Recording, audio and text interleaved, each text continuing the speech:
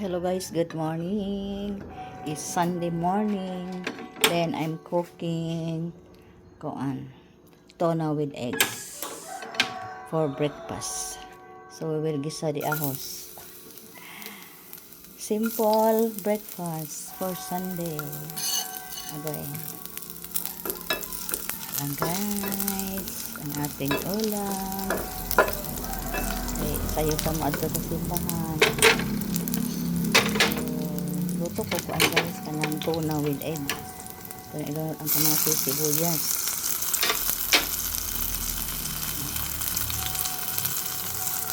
Easy ninyo for Sunday morning.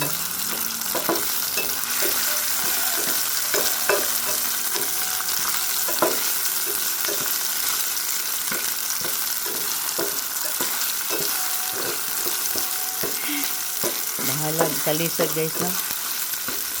Happy Sunday everyone. Ini akong pamahaw karon before going to church. Tuna with eggs. So panilutang atong tuna. This is century tuna. So we'll put this one.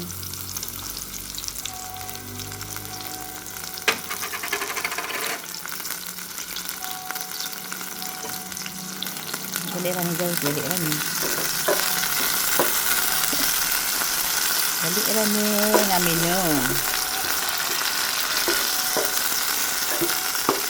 Pasok na. Ginisang tuna with egg. So we'll beat the egg.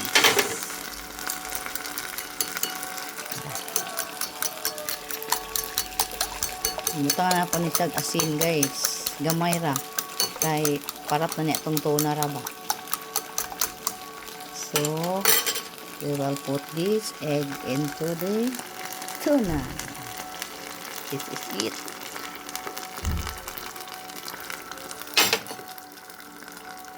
Ay, itong kamahaw. Tuna with egg.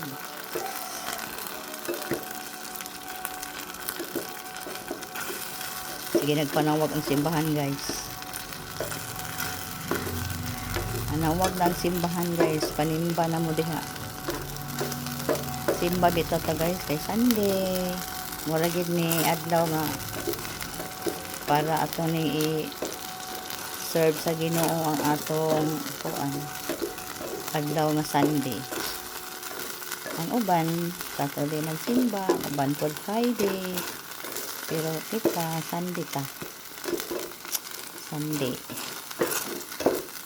Kay nalalabag yun ni adlaw nga itong mahatag sa Ginoo. It's Sunday.